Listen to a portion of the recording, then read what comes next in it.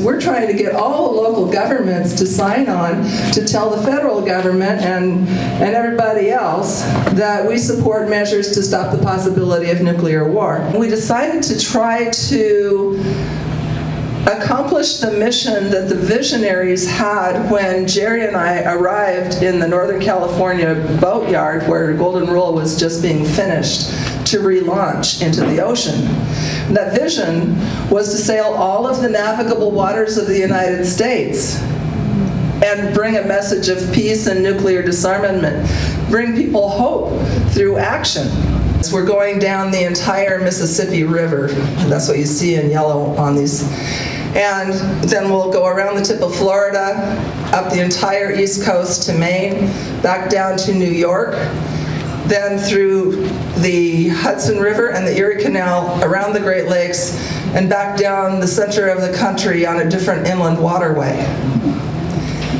This is going to take 15 months because of the seasons. We cannot be in the north in the wintertime, and we cannot be in the south during hurricane season. It's 11,000 miles, and we'll be stopping in over 100 cities and towns to give presentations like you all are hearing tonight.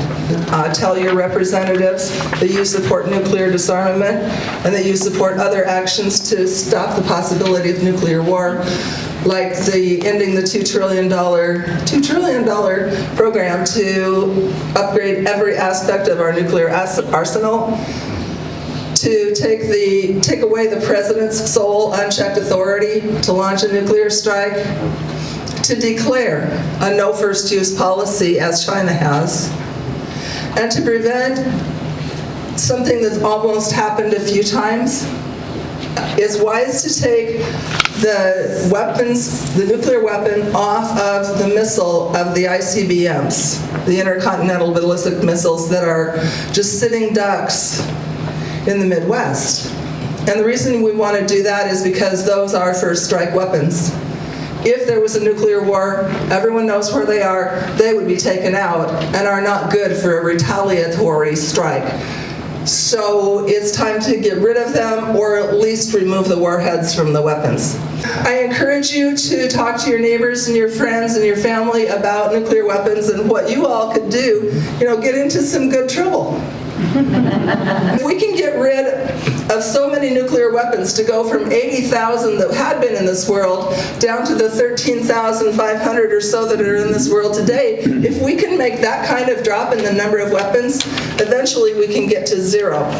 We need to negotiate in good faith. We need to demand that our leaders negotiate in good faith for an end to nuclear weapons, as provided for in the Non-Proliferation Treaty. What you can do, though, is you can declare nuclear weapons are internationally illegal. That's true. And you can work to pressure your leaders to pressure, in turn, the federal government to ratify the treaty. And I do believe in my heart of hearts that if the United States were to take steps to ratify this treaty, other countries would as well. And we would bring down the heat. Nobody in any country wants nuclear weapons to exist. There's hope through the original, denuclearization that already happened. There's hope for negotiation with the countries that the United States has maybe randomly declared to be enemies, to say the people of these countries want nuclear disarmament and we want to help them do it. In Nagasaki, Francis said, peace and international stability are incompatible with attempts to build upon the fear of mutual destruction or the threat of total annihilation.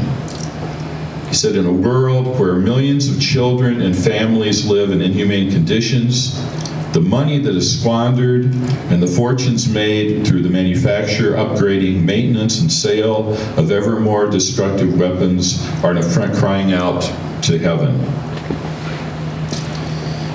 And then in Hiroshima, he said, the use of atomic energy for purposes of war is immoral, as is the possession of atomic weapons. We will be judged for this.